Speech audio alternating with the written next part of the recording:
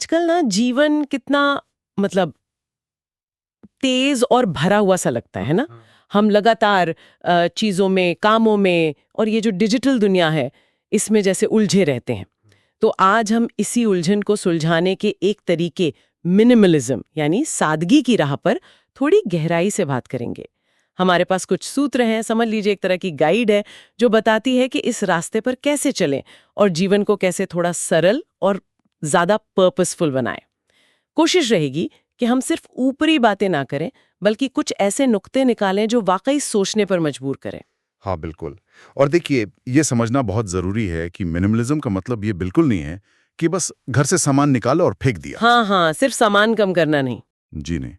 जैसा कि इन स्रोतों में भी कहा गया है, इसका असली मकसद है ये पहचानना कि हमारे लिए वाकई सच में क्या मायने रखता है। कौन सी चीज़ें हैं, कौन से रिश्ते, कौन से काम, जिनसे हमें सच्ची खुशी और संतुष्टि मिलती है। ये एक तरह से गैर ज़रूरी चीज़ों को हटाकर ज़रूरी चीज़ों के लिए जगह बनाने की प्रक्रिया है।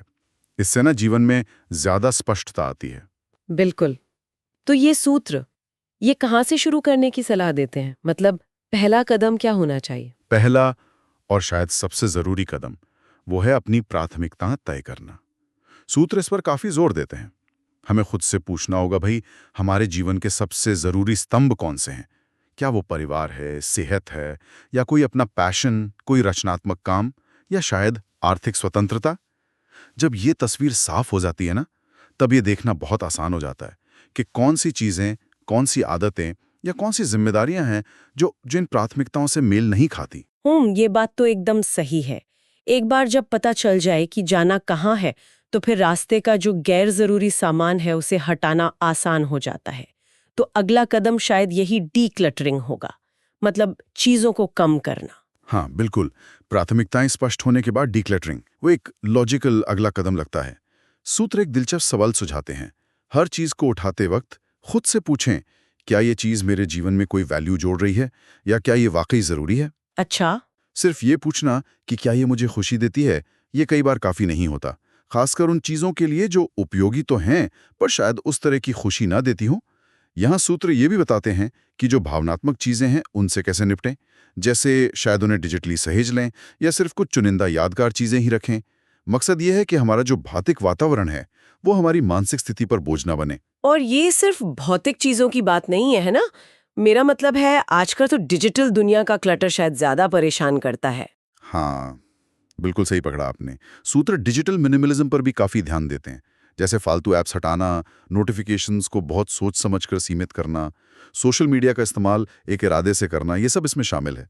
एक रोचक बात जो इन दस्तावेजों में सामने आती है वो ये कि डिजिटल अव्यवस्था जो है वो हमारी एकाग्रता पर और यहाँ तक कि हमारी नींद की क्वालिटी पर भी गहरा असर डाल सकती है, शायद भौतिक अव्यवस्था से भी ज्यादा।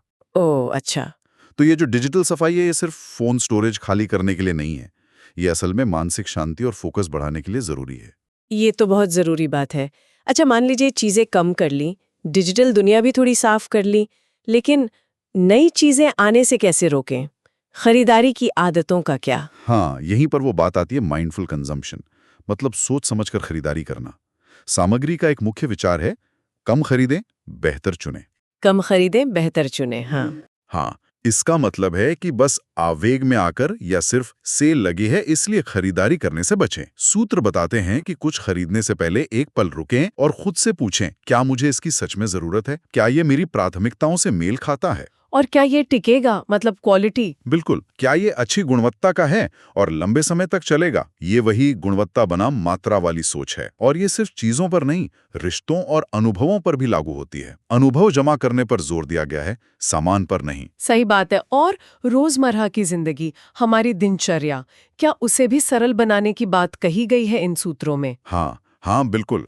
जीवन को सरल बनाने का एक बहुत अहम हिस्सा है अपनी दिनचर्या को सरल बनाना। इसका मतलब ये कतई नहीं कि कम काम करें, बल्कि उन कामों पर ज्यादा ध्यान दें जो वाकई सबसे ज्यादा मायने रखते हैं। फोकस बढ़ाएं। अब देते हैं कि सुबह का समय सबसे जरूरी कामों के लिए रखें, मल्टीटास्किंग से बचें और शायद ध्यान या जर्नलिंग जैसी आदतें अपनाएं। ये दिमाग को शांत रखने में मदद करती हैं। इससे होता यह है कि हम वो जो लगातार भागदौड़ वाली फीलिंग होती है ना, उसके बजाय अपने दिन को ज्यादा नियंत्रित महसूस करते हैं। कम शोर, ज्यादा फोकस। तो ये सिर्फ एक बार की सफाई नहीं है, ये तो जीने का एक तरीका है, एक सोच है। ऐसे ही है, निश्चित रूप से। और यही सबसे महत्वपूर्ण बात है जो ये सूत्र रेखांकित करते हैं। मिनिमलिज्म कोई मंजिल नहीं है, ये एक सफर है, एक मानसिकता है जिसे लगातार बनाए रखना पड़ता है। सतत प्रक्रिया। हाँ, ऐसा नहीं है कि एक बार घर साफ कर दिया तो बस काम खत्म। हमें नियमित रूप से अपनी चीजों का, अपनी आदतों का, अपनी प्रतिबद्धताओं का जायजा लेते रहना होगा। कहीं फिर से गैर जरूरी चीजें जमा तो नहीं हो गई। ये एक सतत प्रक्रिया है, खुद को याद दिलाने की कि क्या जरूरी है और क्या नहीं। अगर संक्षेप में कहें, इन स्रोतों के हिसाब से मिनिमलिज्म का लक्ष्य है जीवन में गैर जरूरी चीजों को हटाना, चाहे वो भौतिक हो, डिजिटल हो या फिर मानसिक, ताकि जरूरी चीजों के लिए ज्यादा जगह, ज्यादा स्पष्टता और ज्यादा स्वतंत्रता मिल सके। कम चीजें और साफ प्राथमिकताएं होंगी तो जीवन अपने आप ही कम तनावपूर्ण और ज्यादा केंद्रित हो जाएगा। बिल्कुल सही कहा। और जाते जाते एक विचार जो इन स्रोतों से उभर कर आता है और जिस पर शायद हम सब सोच सकते हैं, क्या सच्ची आजादी और खुशी ज्यादा पाने में है या कम में संतुष्ट होने में? शायद सादगी में ही वो सुकून छिपा है जिसे हम अक्सर जटिलताओं में ढूंढते रहते हैं।